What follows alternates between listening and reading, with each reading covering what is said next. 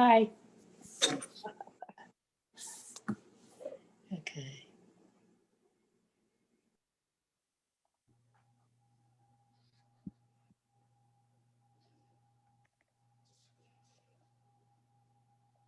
There we go. I am going to use a PowerPoint every now and then, so bear with me if I have a little trouble pulling it up.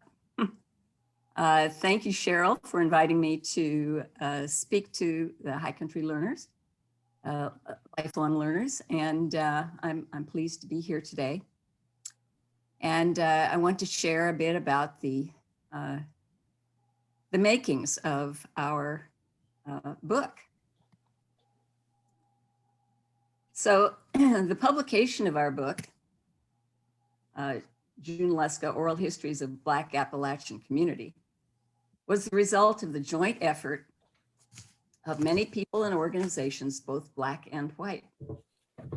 The story of its production, based on my field notes from the period, offers an instructive account about ways to approach interethnic collaborative work and research. But first, I want to briefly review the literature on participatory research and collaborative ethnography, the academic fields drawn on in pursuing this project.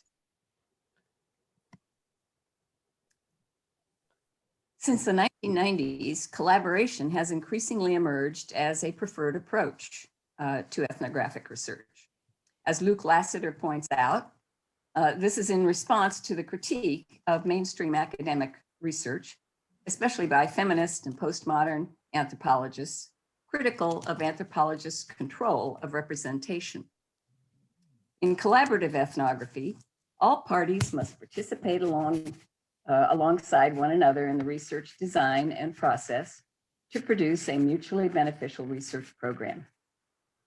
Collaboration should be established beginning with the formulation of research goals, through co-interpretation of results and writing the text.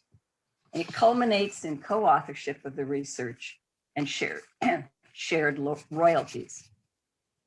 In the applied world, the collaborative paradigm contributed to the development of a participatory approach to research, which is foundational to participatory development. In contrast to the more familiar top-down corporate development model, which brings in outside experts using economic factors to gauge success, participatory development focuses on strengthening stakeholders' self-confidence, research skills, and leadership capacity. Success is measured by sustainability once the development project is over, and is meant to empower people and communities normally excluded from decisions about what is meaningful in their lives. Participatory research offers a complementary approach to more traditional forms of academic research. I want to describe the Junaluska community just briefly. So,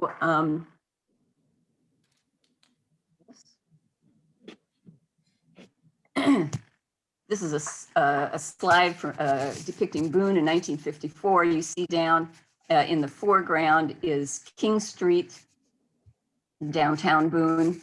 And here on the right-hand side is Depot Street. And the Burley Warehouse tobacco barn here is since burned down, has been replaced by the, and this area here is the Junaluska neighborhood called the Hill, and it's in the lower part of the community. Here is the Boone Mennonite Brethren Church, and Church Street Extension goes here and over to Junaluska Road, and the community continues up Junaluska Road. There are quite a few people who from the community who live along Junaluska Road. Junaluska is one of the earliest Black communities in Western North Carolina and one of the only ones persisting into the 21st century. Situated on a hill overlooking the town of Boone, Junaluska began as a segregated neighborhood in the late 19th century. It sits on land originally owned by Jordan Council Jr. the largest slaveholder in Boone Township in 1860, and its first postmaster. After emancipation, early residents were sharecroppers for local landowners, eventually paying off their land. Other Blacks who moved to the area were able to buy their parcel outright or were allowed to clear land and keep a portion.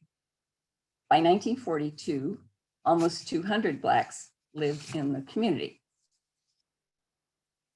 Following desegregation, and I wanted to show you this. So here is a map of the community, and Appalachian State University is the darker area down here at the bottom of the slide. Here's Depot Street, and here's the hill. This is the area that's referred to as the hill by the community. And then the other part of the community is the mountain, and that's these parcels along Junaluska Road. And originally the community went all the way to the top of Howard's Knob. Following desegregation and the growth of the town's boundaries, Junaluska has gradually merged with Boone. It has become a mixed ethnic neighborhood as Black residents have moved away and as ASU students and new condo owners have moved in. Despite the shrinking numbers of African Americans in Junaluska, the neighborhood retains a vibrant church and a committed group of leaders. The Boone Mennonite Brethren Church. The Boone Mennonite Brethren Church is one of a handful of African American Mennonite Brethren churches in the United States, and it provides one of the few avenues for leadership in this community of closely knit, interconnected extended families and neighbors. The Junaluska Heritage Association emerged recently as a community-based organization dedicated to preserving the neighborhood and celebrating its cultural heritage. So I'm going to stop sharing.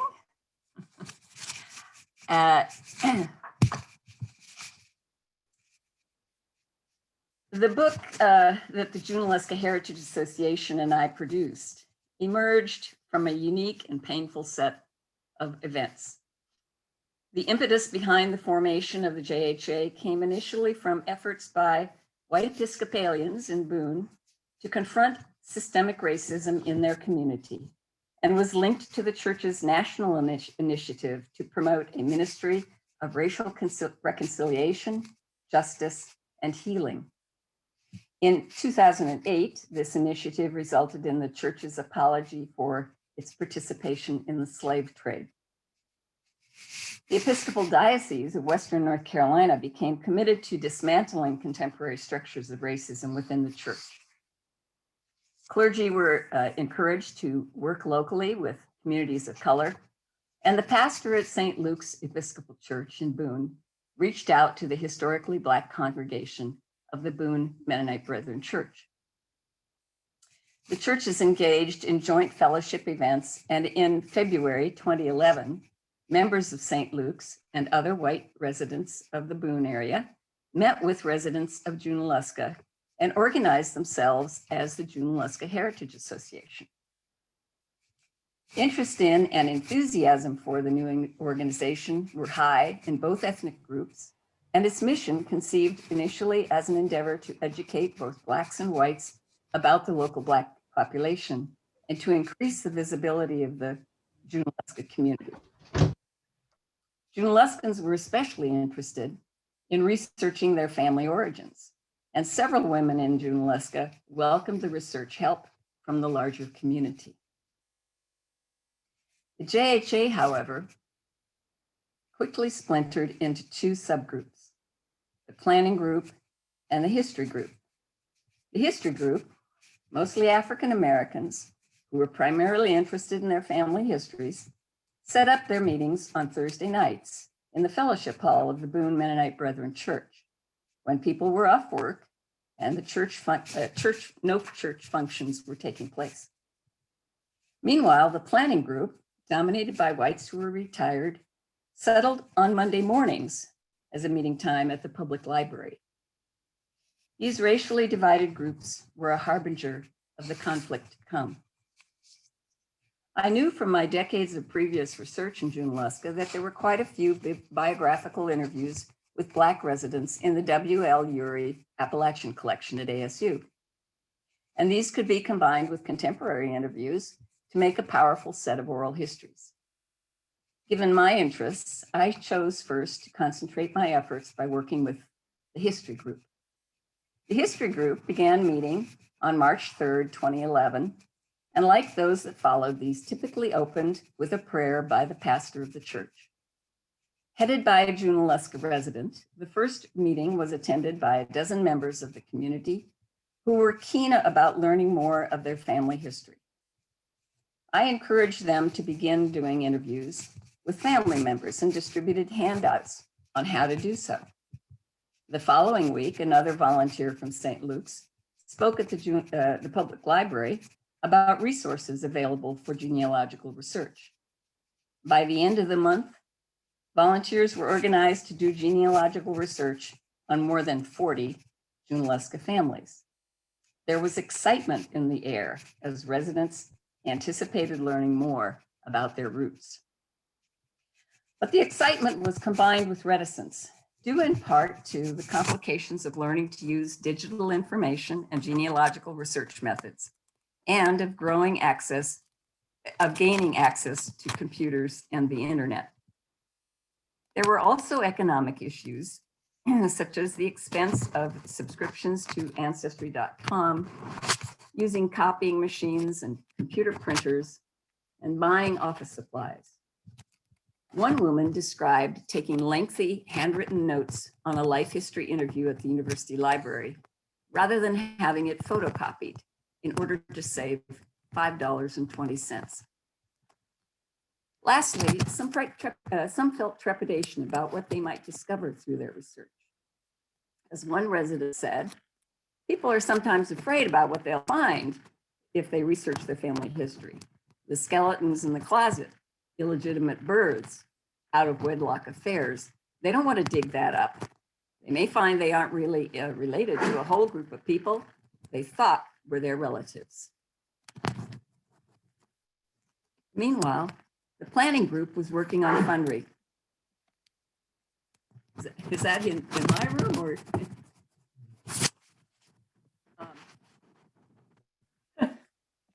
Meanwhile, the planning group was working on fundraising, and St. Luke's contributed $500 and promised more fundraisers.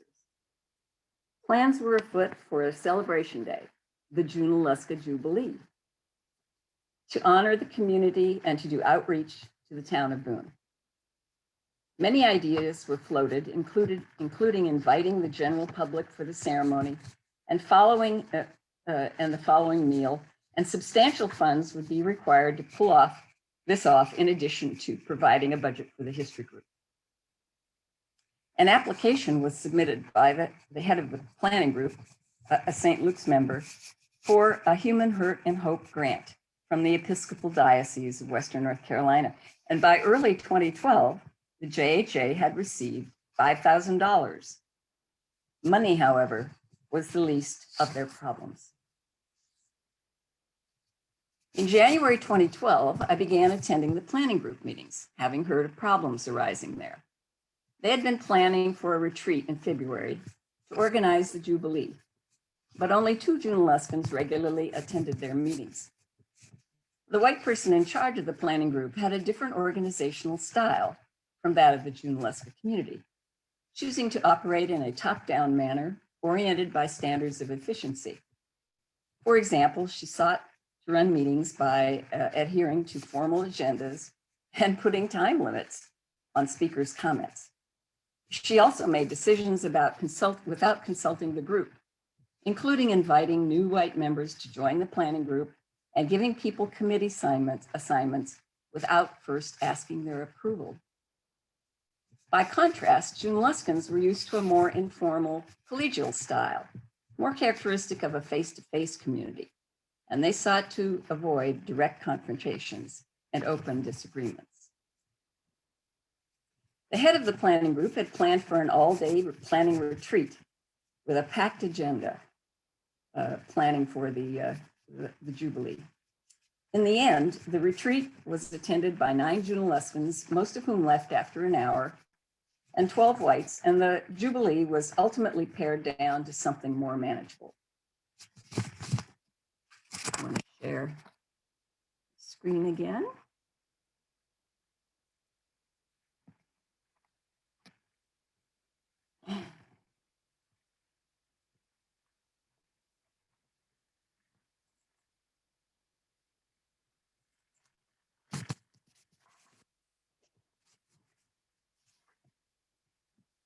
While many of the whites seemed disappointed by, in their view, the more limited celebration, the Junaluskans were excited about inviting members of the 6 other Black Mennonite churches in their district to the Jubilee, which would memorialize the Reverend Rhonda Horton, a revered leader from their community.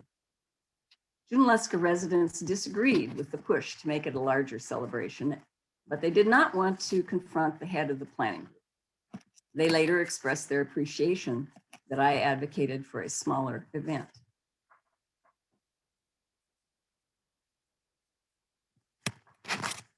In my field notes, I described the Junaluskans' reticence to confront the head of the planning group in terms of the Appalachian traits of humility and avoidance of conflict. I think now that it also reflects their pacifist Mennonite character. I also noted that there were other more culturally appropriate organizational strategies for the JHA, including first, informal gatherings with a minimum of bureaucracy. Second, honoring the primacy of oral culture as opposed to depending on written documents. Third, setting aside time for socializing in the meetings. And fourth, avoiding the assumption of leadership positions, which excludes others from participation, while always checking back with the community for confirmation on decisions. In sum, I argued, Junaluska operates more as an egalitarian rather than a hierarchical society. Conflict continued to erupt as planning for the Jubilee went forward. The history group was now in charge of organizing the Jubilee, but was stymied because it was given no budget. In fact, the details of the grant were not shared with the group. At a planning group meeting on the last day of February, monies requested by the history group were finally approved for food, t-shirts with the Jubilee logo, printing invitations, postage, and a memorial bench to honor the Reverend Rhonda Horton. Although the head of the planning group was unhappy funding any of those expenses out of the grant. Now the history group, however, felt they could proceed with planning. Conflict over the budget and organizing the Jubilee continued to occur at meetings throughout the spring. At one point, concerned about the negative impact on his congregation, the Mennonite pastor spoke sternly to the history group about his concern that the project was becoming divisive.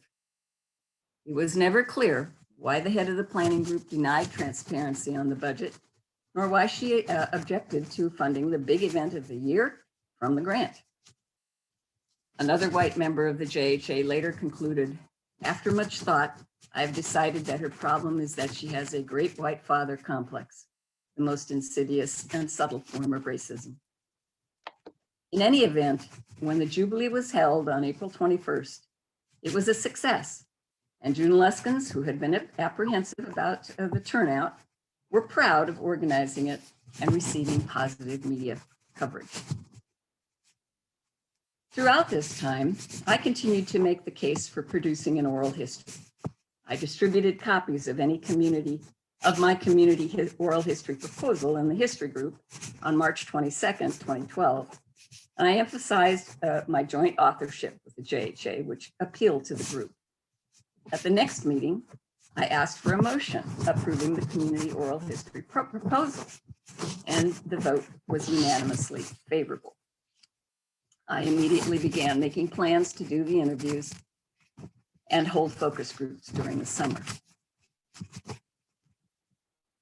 During the events of spring 2012, I played many roles in my work with the Junaluska Heritage Association. As a mediator, a cultural broker, an advocate, an administrator, and a researcher. I was a mediator during conflicts between the white St. Luke's people and the Black Junaluska residents who were working together. I also served as a cultural broker between the two ethnic groups, for example, explaining to the planning group that Junaluskans have their own communication system, which is more informal and operates through social networks and bonding social capital. In situations where their communication style prevented their getting approval for a budget for the Jubilee, I stepped in to help broker an acceptable solution. I also served as an advocate for Junaluskans, fighting for monies to fund the first Jubilee and subsequently writing grants for their projects. I served as an administrator when I created budgets for the Jubilees, wrote the final 2 Human Hurt and Hope grant applications, and served as JHA's secretary by taking minutes, which I continue to do. Finally, I became their researcher when I started doing life history interviews and putting together our book. Reflecting on all the difficulties that emerged during the formation of the JHA, it seems surprising that the organization survived at all, much less produced a book nominated for the Thomas Wolfe Memorial Literary Award. What are the takeaways from this process? First, collaborative projects require tenacity and the willingness to pursue objectives, despite pitfalls and roadblocks. As one Junaluskan asked participants at the evaluation retreat following the first Jubilee in 2012, "Are you in this for the long haul?" he asked. My work on this project with the JHA took place over 10 years, with groundwork laid even earlier. Collaborative projects require time to build trust. They cannot be rushed. Secondly, collaborative projects must have jointly conceived common goals. Junaluskans were enthusiastic about learning more about their history, and my skills and personal interests were a good fit with the project. Moreover, my experience told me that the project was feasible and that we could find a publisher. Third, maintaining trust in collaborative projects requires consensus on process and sharing not only the work, but the accolades.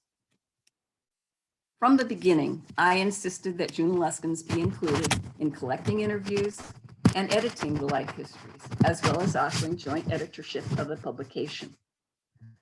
While I probably did the lion's share of organizing and editing the life history narratives, the book could not have been successfully completed without the involvement of community members who were committed to the accuracy of their work.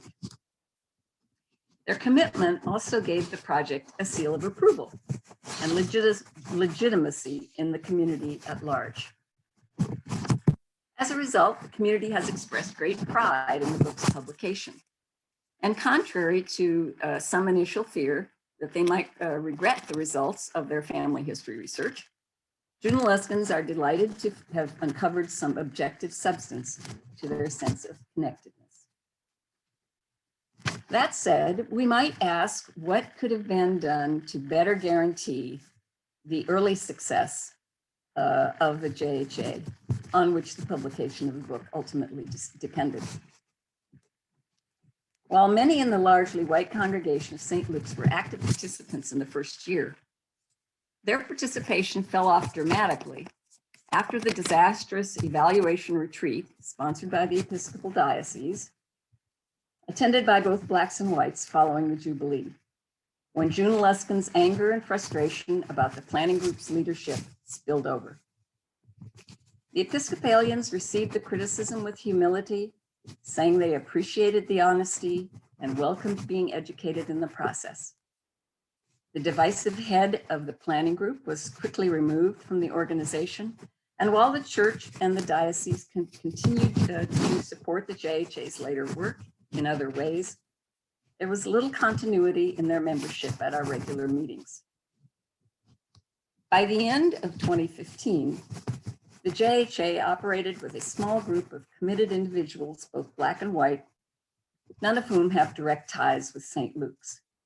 and we have continued to meet every 3 weeks or so ever since. Our collective work now goes smoothly by following several unwritten rules. First, a commitment to the mission of the organization, which is to help Junaluskans achieve goals which they set for themselves. Second, transparency, especially in money matters. Third, being attentive to differences in members' economic status and cultural style. Fourth, checking in with the community before making any important decisions. Fifth, practicing active listening by withholding judgment and advice. And sixth, intervening early to fix problems. Let me share my screen again.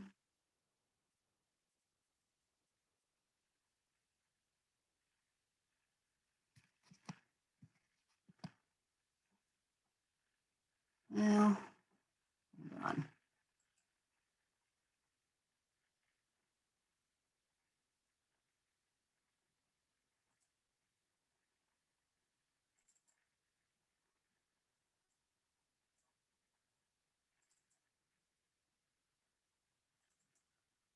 There we go. Throughout the time I worked with members of the community, on the oral histories. And throughout that time, the JHA organized, among other things, 3 more jubilees. And this one picture is the one in 2015. And here is the gospel choir, also in 2015. So the JHA organized 3 more jubilees and worked to reclaim the historic Black cemetery in the town of Boone, ultimately dedicating a granite marker in 2017 that lists the 65 persons known to be interred there, mostly in unmarked graves. The JHA continues to address the needs and interests of the community, and it always welcomes the participation of others in its work. And that is a sincere invitation to anyone who would like to help us continue this work. Please contact us. So before I leave my PowerPoint, I'm going to just show a few pictures of individuals whose oral history narratives are in the book. Gertrude Tolbert Folk was a school teacher at the Black church on the Black school on Church Street in the early part of the 20th century.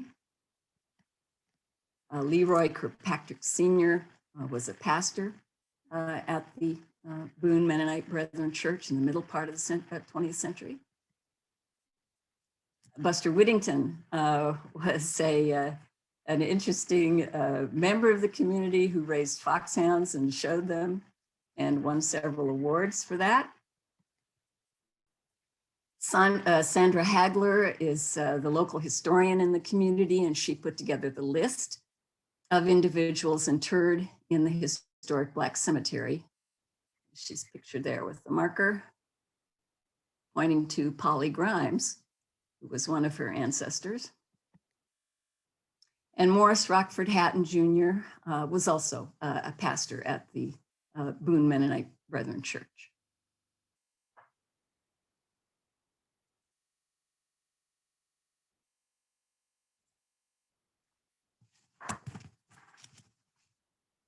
So I just want to describe briefly the process of collecting and editing the oral histories. Between 2011 and 2015, 18 contemporary interviews were conducted by Junaluska residents and by me and my students. In an earlier research project in 1989, 2 of my undergraduate students conducted an additional 12 interviews. And finally, ASU's special collections were scoured to locate 13 interviews with Junaluska residents done by various researchers in the past. I then transformed the interviews gathered from all sources into the 35 oral history narratives of residents born between 1885 and 1993.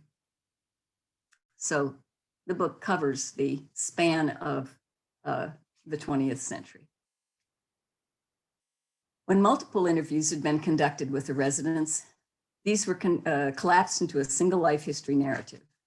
The interviews were also edited for readability, although care was taken to preserve the characteristic voice and meaning of the interviewee. To maintain the storyline, I often reorganized the flow of conversation, especially those based on multiple interviews. Living narrators were given copies of their transcribed interviews as well as their life history narratives and asked for corrections and final approval. Finally, over 4 months during the summer of 2017, members of the JHA and the larger Junaluska community were invited to attend weekly editorial meetings in the fellowship hall of the Boone Mennonite Brethren Church. Groups of 3 to 11 residents gathered to read through the 2 or 3 life history narratives sent by email earlier in the week. During these meetings, I functioned largely as a secretary, recording the group's editorial corrections. Recognizing the future genealogical utility of the collection, much attention was given to correcting family names and adding those that had been left out. Kinship relationships were also corrected when in error. These editorial changes reflect Junaluskans' interest in an accurate genealogical account of their own bloodlines, which have been obscured by the forces of slavery, racism, and white supremacy that stripped them of their names, their legal rights, and their entitlement to a designated burial plot. In a few instances, information was deleted from by the editorial group if it was considered insensitive to the family members or the community. But for the most part, the life histories remained intact when edited, and additional information about the narrators often emerged and was added in footnotes. Editorial sessions were typically joyous affairs, as Junaluskans remembered their beloved neighbors and relatives and the happy time they shared. In 2018, the photographs of the narrators and the historic pictures of the community were collected, and I wrote an introductory chapter on the history of the community and the emergence of the Junaluska Heritage Association, which was also edited by the JHA. Lastly, I shepherded the project through the publication process at McFarland. The collaborative work resulted in the community being uniformly pleased with the outcome of the book. In the first year of the JHA, community members expressed displeasure with their lack of control in the process of creating the first Jubilee.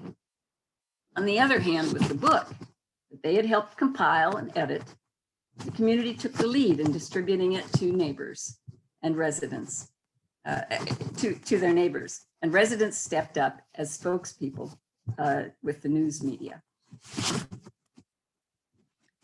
So I've described how I came to this work, but the question remains, why did Junaluskans want to pursue this collaborative venture?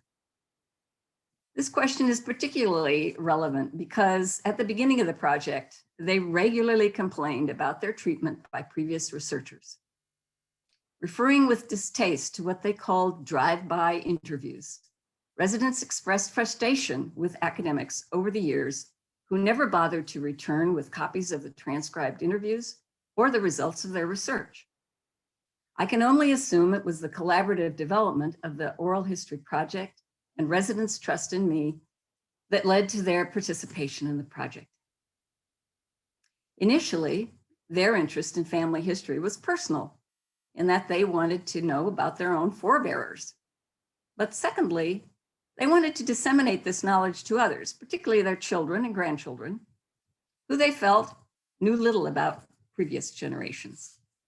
As their work proceeded, this interest in history broadened to people as people came to recognize that their community had a history worth preserving, that as a people, they were strong and resilient, and that they had made contributions to the town of Boone. In some, they affirmed that their lives mattered. Junaluskans felt grateful about receiving positive media publicity for the 4 Jubilees and the 2018 Boone Mennonite Brethren Church Centennial. A growing pride in their self-identity took off when the book was published and received positive critical notice. One resident said early in this project that she found a historic picture of John Adams, a Black resident who took care of horses for ASU's first president, B.B. Doherty, in the early 20th century. But ironically, while Adams was holding the animal's reins, only the horse was identified by name. Our book has turned the tables and given both names and voices to many in the local Black community.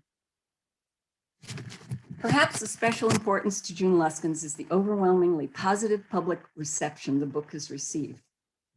Members of the JHA have been interviewed multiple times by the local news media and by PBS. We've given presentations to many local groups, such as this one, the Lifelong Learners. Not only has this publicity resulted in widespread recognition that the previously little known community exists, it has also created an enormous sense of pride among Junaluskan residents. Undoubtedly, this enthusiastic reception is due in part to the timing of the book's publication in the summer of 2020, when Black Lives Matter protests were held locally and across the nation, and the issue of ethnic diversity became paramount. In any case, the book has raised the visibility of the community, which, along with the residents' family history research, were the goals expressed of the Junaluska Heritage Association. So in conclusion, the unlikely origins of our oral history of a Black Appalachian community make its production even more profound. It stands as a testament to the persistence of the editors to continue the work, regardless of the many obstacles encountered. Collaboration is often more difficult than single authorship or editorship. Nevertheless, among its rewards for both authors or editors and subjects are greater accuracy, greater accessibility, and contributing to a more ethical production of oral histories and a more equitable society. Thank you. I don't see any questions to you in the chat, but if people have questions, you can just speak out. I will unmute everybody if I can figure that out.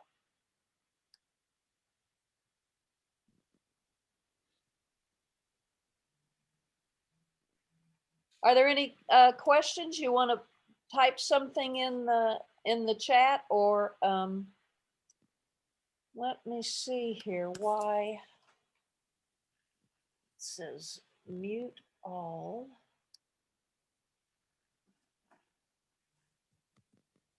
I had a quick question, Susan. On the photograph of downtown Boone, the Burley sign, tobacco sign, Yes. and the factory, you said that burned down, and what stands there in that place today? The Watauga County Public Library is located there now. The tobacco barn burned down in the early 1950s.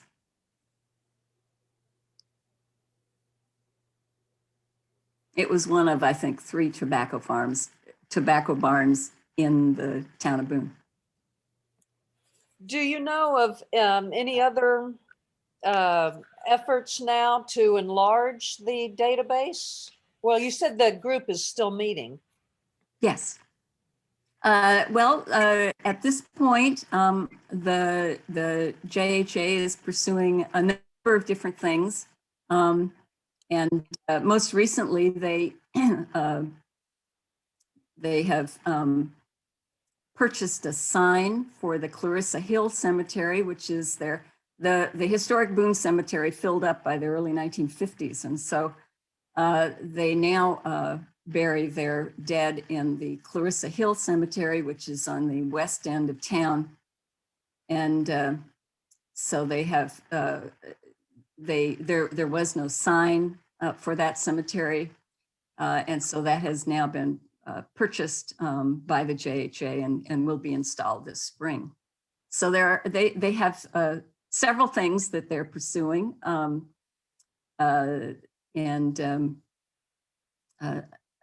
Another one is participation in a grant that Peggy Lane has received, a cultural arts grant, where they will be participating in some way in some artistic endeavors, producing perhaps a children's book. Children's book, huh? About the community. Mm-hmm. That's a great idea. Sue, is Reverend Hatton still alive? You know? Well, you mean Morris Hatton Jr.? Yeah, the one that you showed in the photograph. I showed, yes, he is alive. Mm-hmm. Okay. Yeah. His father was also a pastor at the church, and he died in the mid 20th century. So did you say why so many people left the community and I missed it? Well, after desegregation and the Civil Rights Act, and African Americans were now able to move more freely and go to school where they wanted to,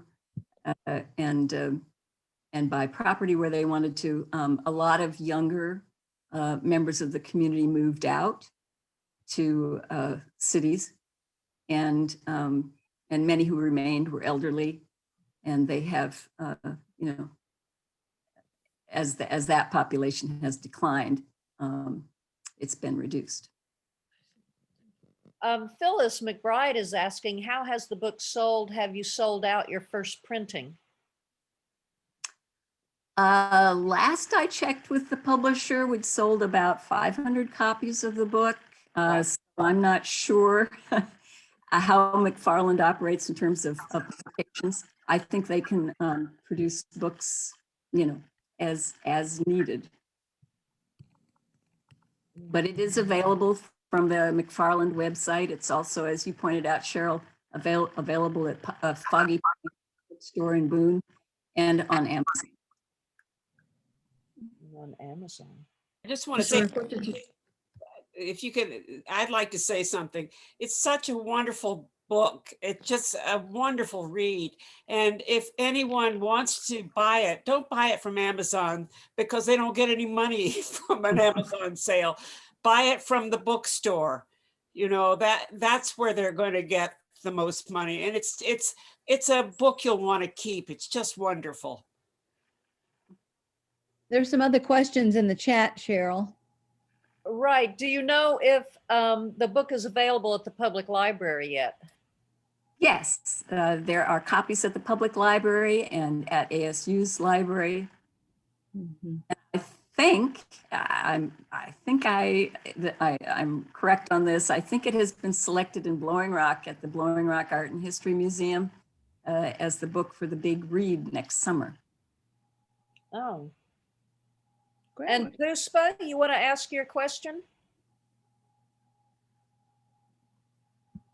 She asked, when they did the genealogical test, did they find that they were racially mixed? Racially mixed. Did There you are- find a lot of mixtures? Mhm. Yeah, if you, in the book, it describes the ancestry of people in the neighborhood as being both Black and white and Native American. There have been a couple of individuals who've had their DNA sourced by Ancestry.com, and I've forgotten the results of those exactly. Maybe Roberta remembers, but I think you know, they are certainly they are of mixed ethnicity, but they identify as Black. Could you review the dissension that occurred a few years ago amongst the community? I wasn't quite understanding how you explained that.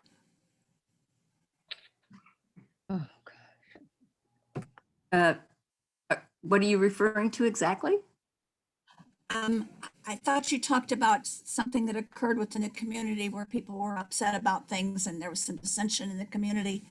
I didn't understand what that was about. It was, Maybe I didn't understand. Go ahead, I'm sorry. it was about the early organization of the Junaluska Heritage Organization, Junaluska Heritage Association, and disputes within the organization.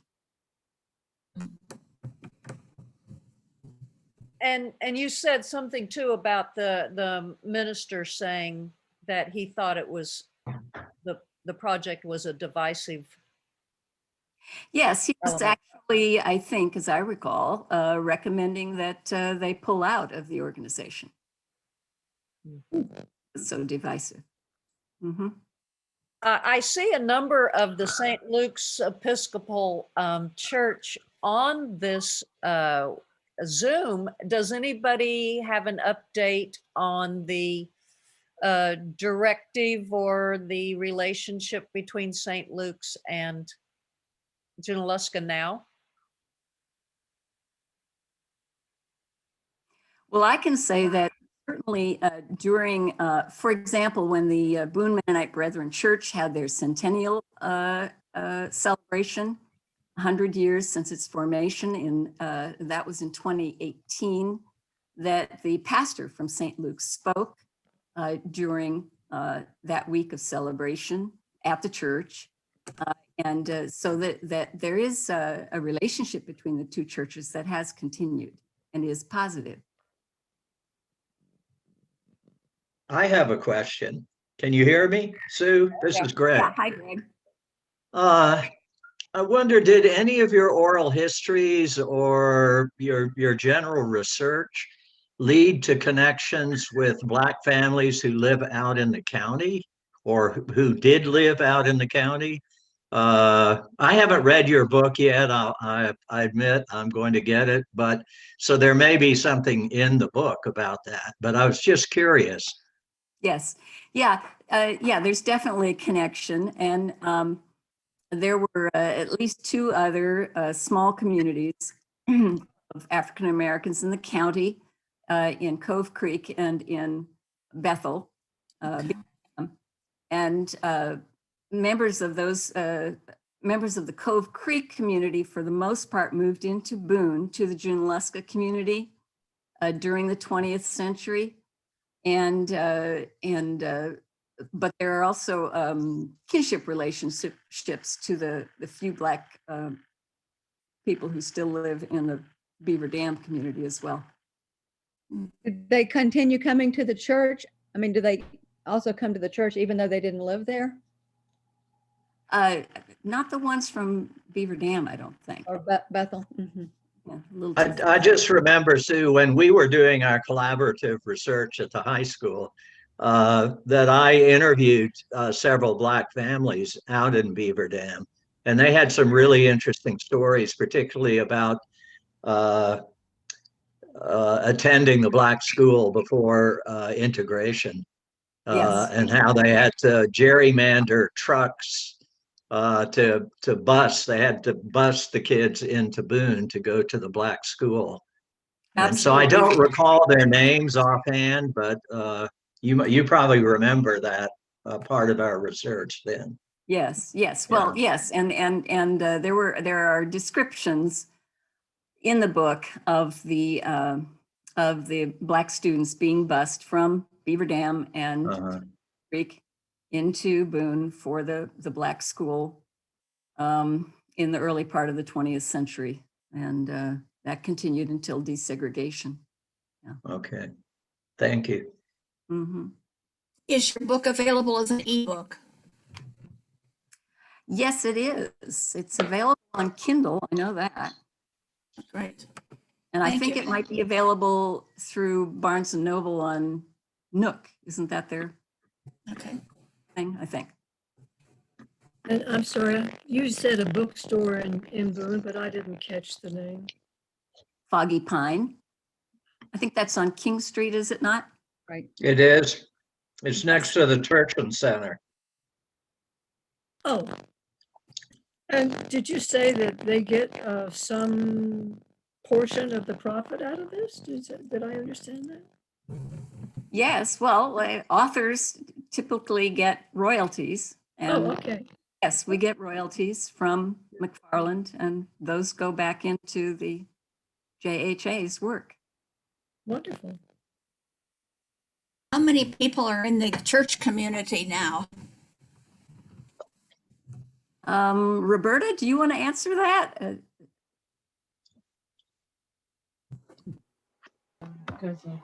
I think about 50 people right now, and we are growing because we've had to go to Zoom. And it's a lot easier for some people just to join you on Zoom than to try to come to the building. But it's not open yet until this COVID is under control. Mhm. Wow. Well, I'll just add here that you all see that my last name is Clausen, and the missionaries, the Mennonite missionaries were Clausens, who came over here and helped found these 6 communities.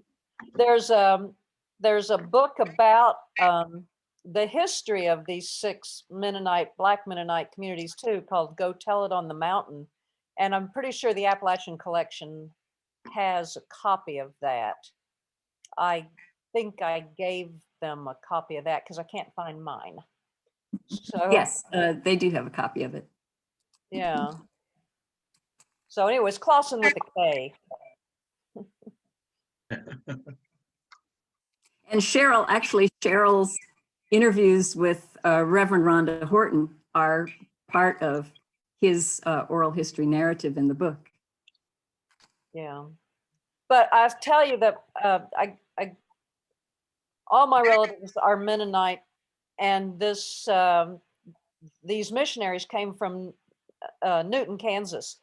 And nobody in Newton, Kansas, and I even went to the archives, the Mennonite archives in Newton, nobody knew there was a Black Mennonite communities, let alone 6 of them anywhere outside, inside the United States. So this is a pretty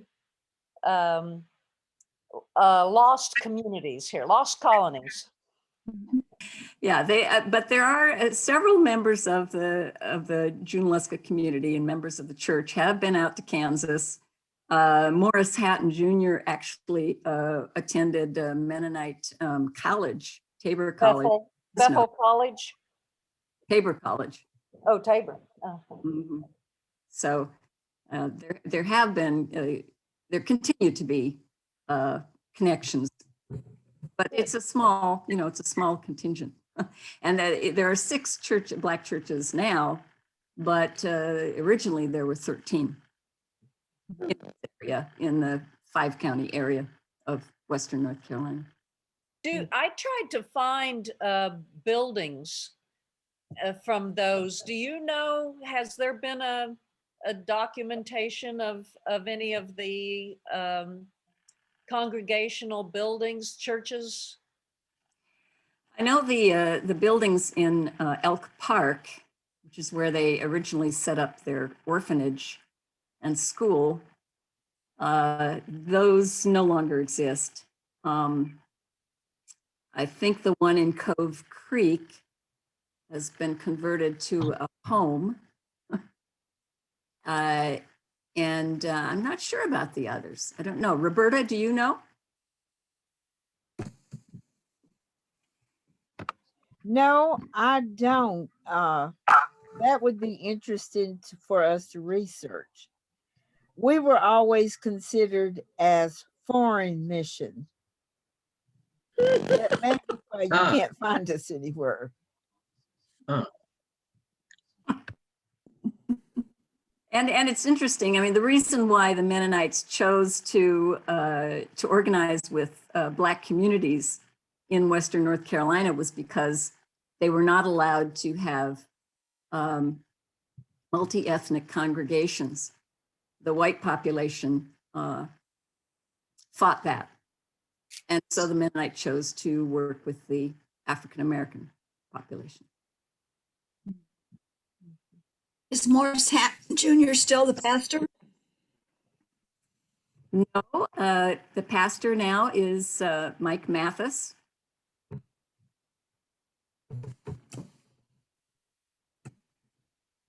Does Morris Hatton still live in Boone? Yes.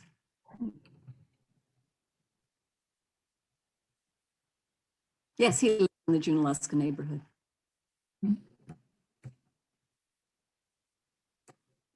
So of the buildings that are up there in Junaluska, there's a school, an ex-school building, right? What are some of the historical buildings that are up there?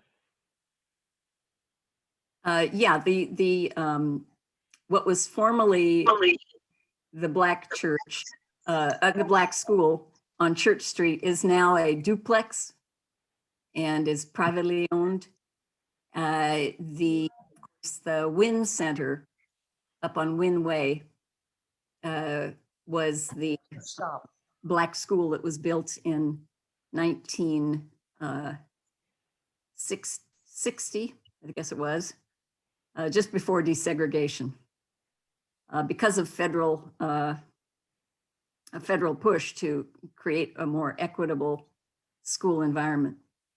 But that building, of course, was then sold to the Wynn Center, the Watauga Youth Network.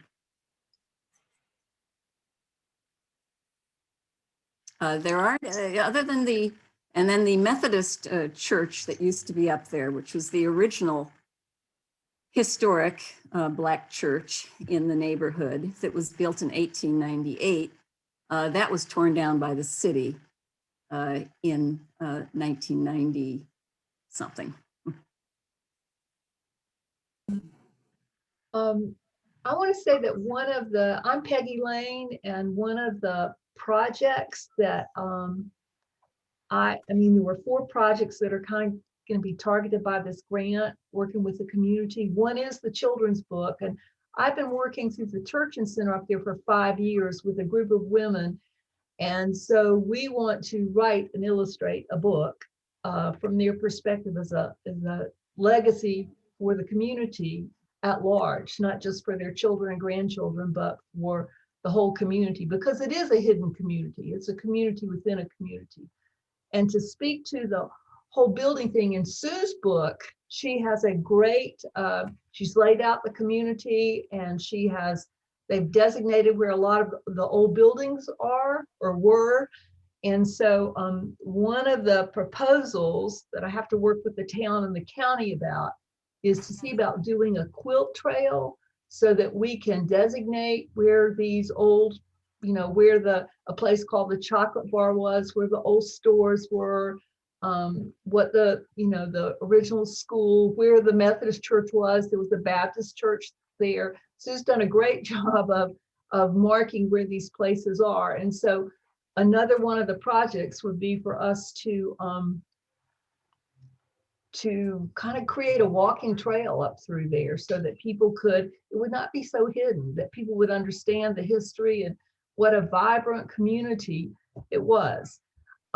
Another thing is in the book, all through the book, they talk about gardening and how important that was for feeding people and taking care of people. So right now, any of the residents will tell you can't have a garden because the deer even come up on your porch and eat your flowers. So another project is building a community garden right in Junaluska for the residents. And then a fourth one goes back to the Clarissa Hill Cemetery. There are, from my understanding from one of the residents, there are 40 to 50 basically unmarked graves up there. And so we want to mark those while people are still alive who know who is buried there, and kind of do some markers for the graves that are there. And so there are a couple articles coming out in papers, I guess in the next couple of weeks, and my email will be in the listed in the paper if people want to, because this is a community-wide project. One of the reasons for doing it is to preserve the history, but also educate the general public about this rich and once vibrant community, African American community in Boone. So if any of you want to join in, the email will be in the paper, and would love to have you participate. I'd also point out that the town of Boone's Historic Preservation Commission is going to be installing a marker at the around Queen Street and Depot Street that will a historic marker describing the Junaluska community. And that will be sometime, I think in June, I think they're talking about in 2021. All right. Well, thank you for coming, everybody. And thanks mostly to you, Sue, for giving us such an informative talk and writing such a wonderful book. Well, thank you, Cheryl. Yeah. Thank you, and Roberta too. Thank you for being here. Yeah. Yes. Very interesting. And thank you, Cheryl, for organizing. Yeah, sure.